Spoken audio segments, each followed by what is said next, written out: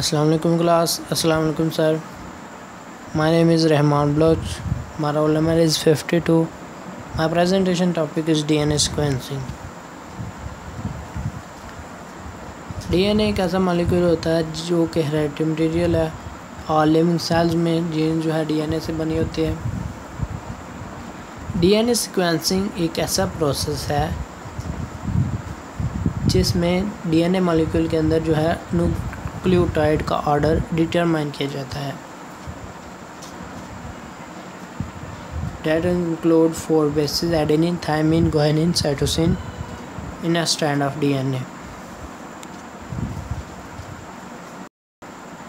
History, DNA sequencing की history देखा जाए तो DNA जो है first discovered and isolated by Friedrich Miescher in 1869।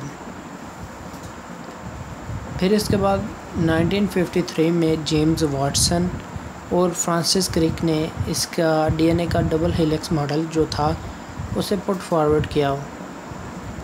Date is based on crystallised X-ray structures जो कि स्टडी किए गए रोजालिंड फ्रैंकलिन ने। फिर इसके बाद फ्रेडरिक सेंजर जो है वो कुछ ऐसे चंद साइंटिस्ट में शुमार किया जाता है जिसे 2 नोबेल प्राइज़ से नवाजा गया। एक उससे सीक्वेंसिंग ऑफ प्रोटीन के लिए और दूसरा उससे सीक्वेंसिंग ऑफ DNA के लिए।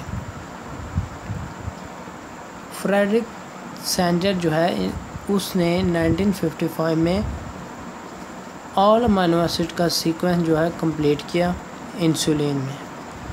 फिर इसके बाद 1977 में first full genome of DNA genome जो है बैक्टीरियोफेज का वो सीक्वेंस किया गया।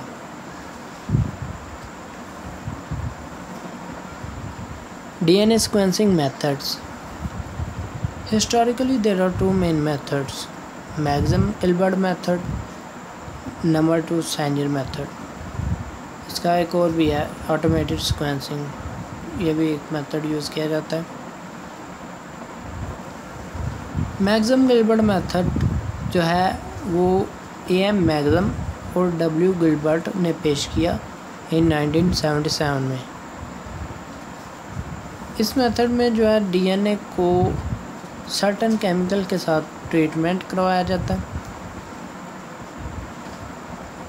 जिसके बाद DNA जो है कट इनटू फ्रैगमेंट्स और इसके बाद सीक्वेंस की मॉनिटरिंग की जाती है। प्रोसीजर इसका क्या है वो देखते हैं। सबसे पहले डबल स्ट्रैंडेड DNA को सिंगल स्ट्रैंडेड DNA में डीनेचर किया जाता है टेम्परेचर इंक्रीज करके। रेडियो एक्टिव लेबल जो है at 5 end of DNA fragment जो है that is sequenced by kinase reaction using gamma-32 phosphate.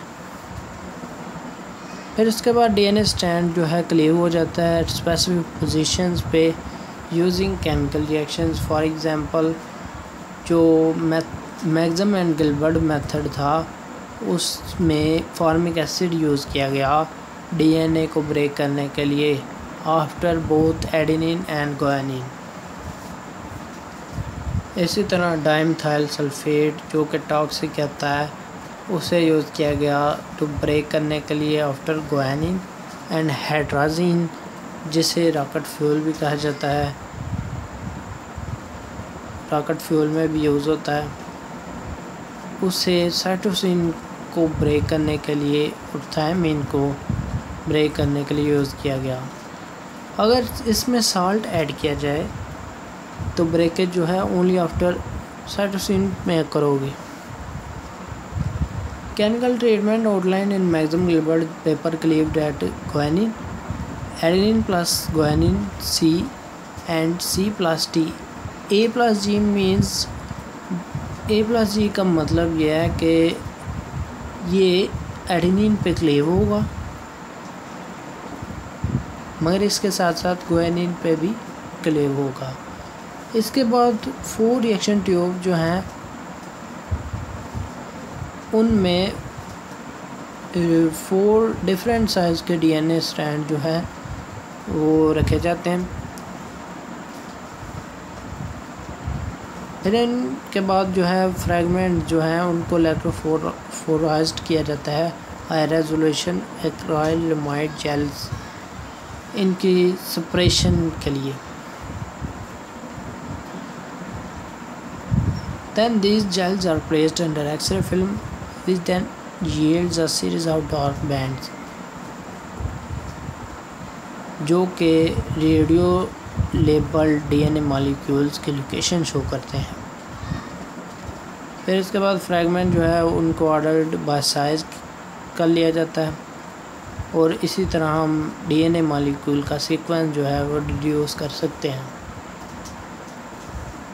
सेंजर method को चेन टर्मिनेशन मेथड भी कहा जाता है। इसमें डाइऑक्सी न्यूक्लियोटाइड ट्राइफॉस्फेट जो है चेन टर्मिनेटर वो यूज़ होता है। डाइऑक्सी न्यूक्लियोटाइड ट्राइफॉस्फेटेज जो है उसमें थर्ड कार्बन राइबोज शुगर के थर्ड कार्बन पे H होता है, जबकि DNTPS जो है उसमें OH फाउंड होता है। चेन टर्मिनेशन मेथड से इसलिए कहा जाता है क्योंकि इसमें फॉस्फोडाइस्टर बॉन्ड नहीं बन पाता, चेन में टर्मिनेशन अकर हो जाती है क्योंकि OH इसकी कमी होती है। इसमें H होता है थर्ड कार्बन पे, जिसकी वजह से फॉस्फोडाइस्टर बॉन्ड नहीं बनता और चेन टर्मिनेट हो जाती है, जिसकी वजह से इसे चेन टर्मिनेशन मेथड भी कहा जाता है। प्रिंसिपल इसका क्या है? Single stranded DNA that is complementary strand वो जो है enzymatic synthesis of complementary polynucleotide chains. फिर इसके बाद टर्मिनेशन हो जाती है स्पेसिफिक न्यूक्लियोटाइड पोजीशन में, then separate by gel electrophoresis और इसके बाद डीएनए सीक्वेंस रीड कर लिया जाता है। कंपैरिजन देखें सेंजर मेथड का और मैक्सम गिलबर्ट मेथड, तो सेंजर मेथड जो है एंजाइमेटिक होता है जबकि मैक्सम गिलबर्ट मेथड जो है केमिकल होता है। इसमें डीएनए सिंथेसिस रिक्वायर होती है जबकि उसमें डीएनए रिक्वायर होता है। इसमें टर्मिनेशन ऑफ चेन एलोंगेशन होती है जबकि उसमें ब्रेक्स डीएनए डिफरेंट न्यूक्लियोटाइड्स। इसमें ऑटोमेशन होती है और उसमें ऑटोमेशन नॉट अवेलेबल होती है। इसमें सिंगल स्ट्रैंडेड डीएनए होता है, यूज़ हो सकता है, और जबकि उसमें डबल स्ट्रैंडेड और सिंगल स्ट्रैंडेड डीएनए दोनों यूज़ हो सकते हैं। ऑटोमेटिक सीक्वेंसिंग जो है सेंजर मेथड पे ही बेस होती है, बस इसमें दो तरह के डिफरेंस होते हैं। वो ये कि इसकी लेबलिंग जो है of the polymerase chain reactions की उसका डिफरेंस है। दैट इज़ फ्लोरेसेंट लेबल जो है वो रेडियो एक्टिव लेबलिंग की प्लेस पे यूज़ होती है in the standard procedure. Fluorescent label जो है डाइऑक्सी न्यूक्लियोटाइड 4 डाइऑक्सी न्यूक्लियोटाइड के अटैच होते हैं जो कि चेन टर्मिनेशन के लिए यूज़ होते हैं। एप्लीकेशन ऑफ डीएनए सीक्वेंसिंग, ये DNA sequencing forensic medicine agriculture में यूज़ होती है। फोरेंसिक इंडिविजुअल्स को आइडेंटिफाई करने के लिए, क्योंकि हर इंडिविजुअल का डिफरेंट जेनेटिक सीक्वेंस होता है। मेडिसिन में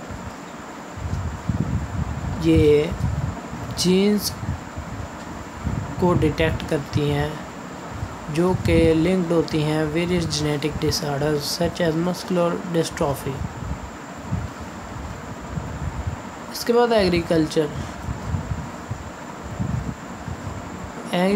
में डीएनए सीक्वेंसिंग की एप्लीकेशन ये होती है कि जो माइक्रो ऑर्गेनिज्म का जीनोम है उसको सीक्वेंस किया जाता है और इस तरह से वो हेल्पफुल हो जाते हैं, यूज़फुल हो जाते हैं for crops and food plants. Advantages, इससे डिजीज़ का डायग्नोसिस होती है, biopesticides, identifying the crime suspect. Number 4, sequencing the whole genome of organism, example given human genome project. Disadvantages के ये हैं कि होल जीनोम जो है वो सीक्वेंस नहीं हो सकता एक दफ़ा से फ़ौरन।